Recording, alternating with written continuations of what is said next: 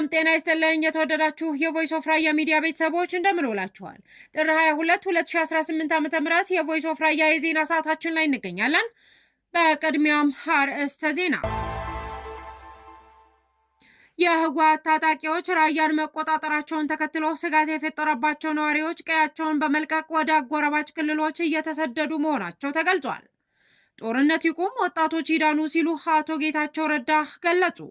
ዳግም የተቀሰቀሰው ጦርነት ተከትሎ የመቀሌ ከተማ ነዋሪዎች ለከፍተኛ ጭንቀት መዳረጋቸውንና የመሰረታዊ ሸቀጦች ዋጋ መናር እንዳጋጠማቸው ገለጹ።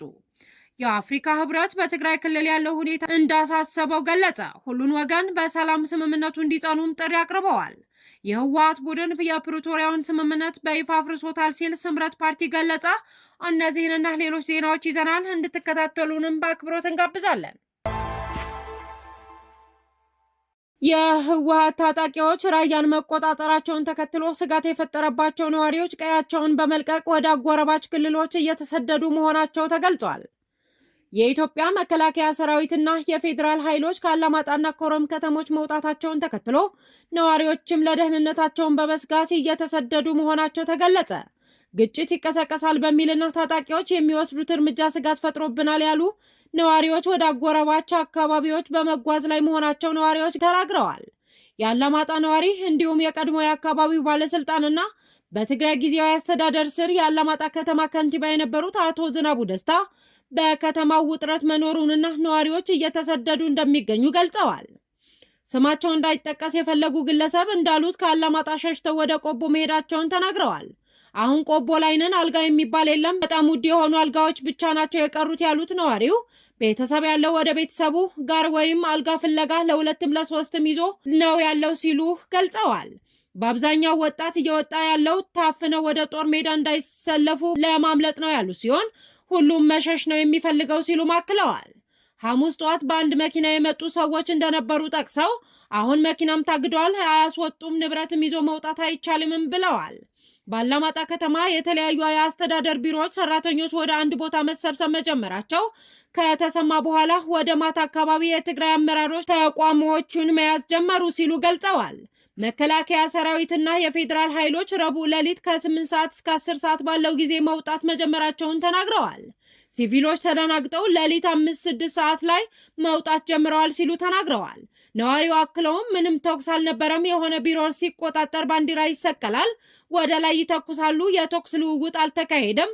አርሚ 24 እና አርሚ 33 የሚባሉ በከፍተኛ ቁጥር እየገቡ ነው ብለዋል።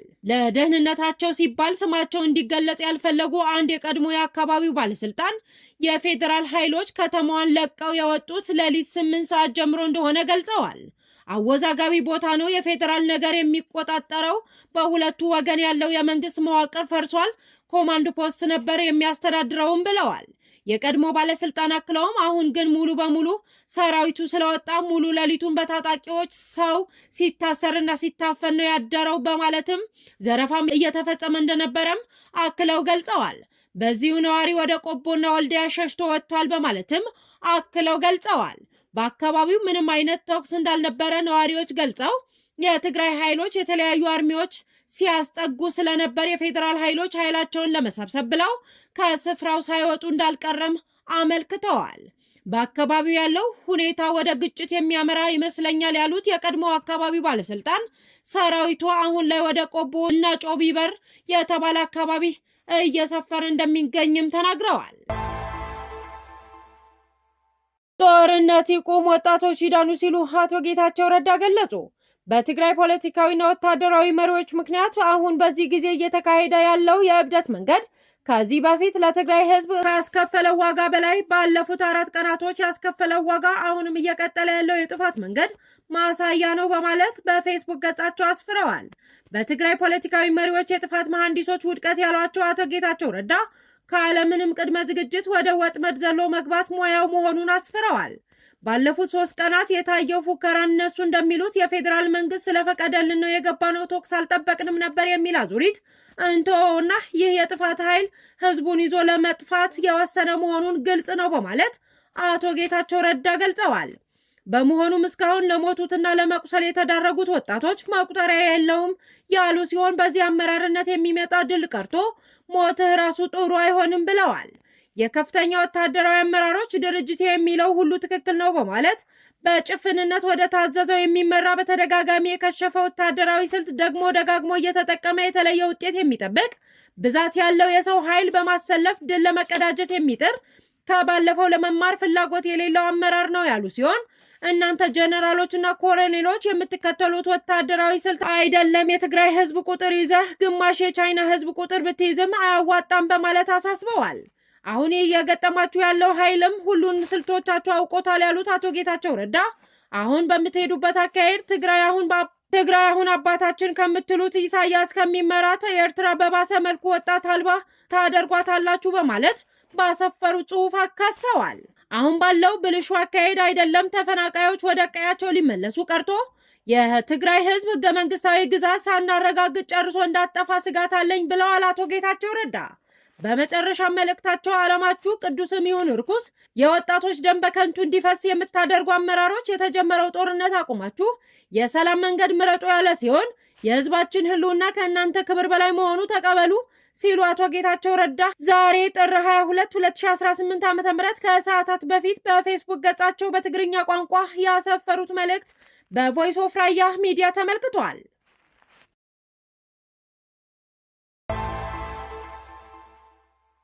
በተያያዘም የህወሓት ቡድን የፕሪቶሪያውን ስምምነት በይፋ አፍርሶታል ሲል ስምረት ፓርቲ ገለጸ። በጠቅላይ ሚኒስትር የምስራቅ አፍሪካ ጉዳዮች አማካሪ አቶ ጌታቸው ረዳ የሚመራው ተቃዋሚው ፓርቲ ዲሞክራሲ ስምረት ፓርቲ ኋላ ቀር ቡድን ሲል የጠራው አካል የአፋር ክልልና የጎንደር የሚያካልል መጠነ ሰፊ ጥቃት ለማካሄድ የሚያደርገውን ዝግጅት ጨርሶ ተኩስ ከፍቷል ሲል ወንጅሏል።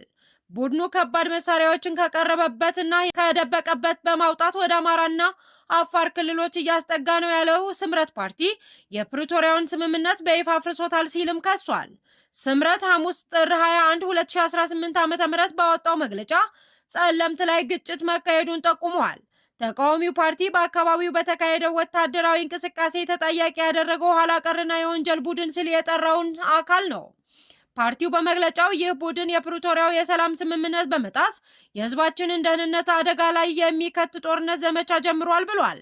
ቡድኑ ይህንን እያደረገ ያለው የግዛት አንድነትና የተፈናቃዮችን ጉዳይ በምክንያትነት በማንሳት እንደሆነ በመጥቀስም ወቅሷል።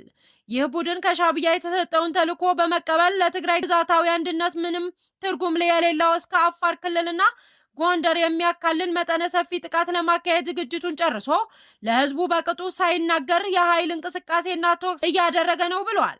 ስምረት በተጎዱ የትግራይ ሰራዊት አባላት ስም በማማከኘት ገንዘብ ሲሰበስብና ሁለገብ ዝግጅት ሲያካሂድ ነበር ሲልም ቡድኑን ወንጅሏል።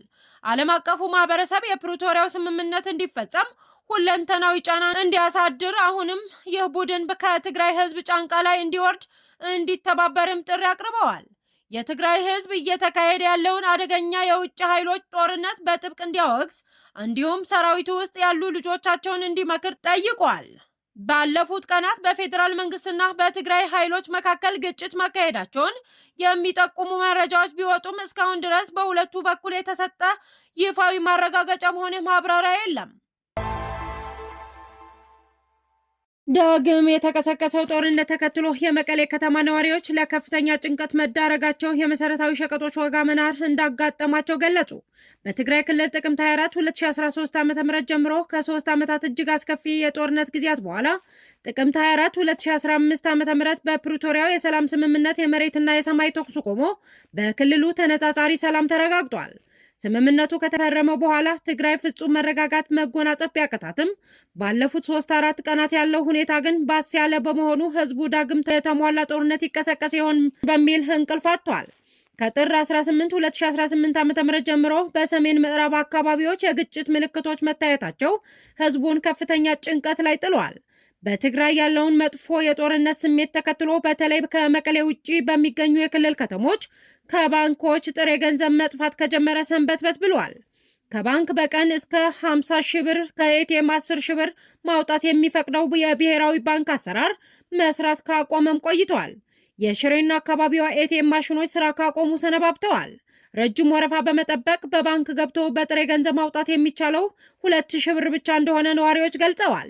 ሁኔታው በጦርነት ስጋት የመጣ ነው የተባለ ሲሆን ከመቀሌ ውጭ ባሉ ከተሞች የታየው የጥሬ ገንዘብ እጥረት ወደ ዋናዋ ከተማ ድረስ ዘልቆ ነዋሪዎችን ማስጨነቅ ከጀመረ ቀናት ተቆጥረዋል። የኢትዮጵያ አየር መንገድ ወደ ሁሉም የትግራይ ክልል የአየር በረራ ከጥር 21 ቀን 2018 ዓ.ም በረራ ማቋረጡን በትናንትናው ዕለት በቮይስ ኦፍ ራያ ሚዲያ መዘገባችንም ይታወሳል።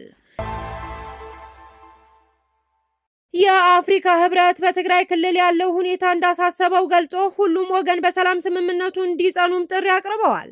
የአፍሪካ ህብረት ኮሚሽን ሊቀመንበር መሐመድ አሊ ዩሱፍ በኢትዮጵያ በትግራይ ክልል አንዳንድ አካባቢዎች እየታየ ያሉ አዳዲስ ክስተቶችን በትኩረት እየተከታተሉ መሆናቸውን ገልጸው በሁኔታው ላይ ያላቸው ጥልቅ ስጋት በይፋ አስታውቀዋል። ሊቀመንበሩ ባወጡት መግለጫ በፌዴራል መንግስትና በህዝባዊ ወያነ ሓርነት ትግራይ ህወሓት መካከል በፕሪቶሪያው የተፈረመው የሰላም ስምምነት በብዙ ጥረት የተገኘ ትልቅ ውጤት መሆኑን በመጥቀስ የስኬት በምንም መልኩ አደጋ ላይ ሊወድቅ እንደማይገባ አሳስበዋል። ሊቀመንበሩ በማከልም ሁሉም ወገኖች ሁኔታው እንዳይባባስ ከፍተኛ ትዕግስት እንዲያሳዩና በመካከላቸው ያለው መተማመን ሊያበላሹ ከሚችሉ ማናቸውም ድርጊቶች እንዲቆጠቡ ጥሪ አቅርበዋል። ማንኛውም ያልተፈቱ ጉዳዮች ካሉም በሰላም በስምምነቱ መንፈስና ግዴታዎች መሰረት ገንቢ በሆነ የሰላም ውይይት ብቻ እንዲፈቱ አጥብቀው መክረዋል። በመጨረሻም የአፍሪካ ህብረት ለሰላም ስምምነቱ ተግባራዊነት ያለውን የማይናወጥ ቁርጠኝነት በድጋሚ በማረጋገጥ በከፍተኛ የልዑካን ቡድን አማካኝነት በወገኖች መካከል መተማመን እንዲገነባና ዘላቂ ሰላም እንዲሰፍን የሚያደርገው ድጋፍ አጠናክሮ እንደሚቀጥልም አሳውቀዋል። የተወደዳችሁ የቮይስ ኦፍ ራያ ሚዲያ ቤተሰቦች የዛሬ ዜና ጥንቅራችን ይህንን ይመስል ነበር። ስለተከታተላችሁን እጅግ አድርገን እናመሰግናለን። ሰላም።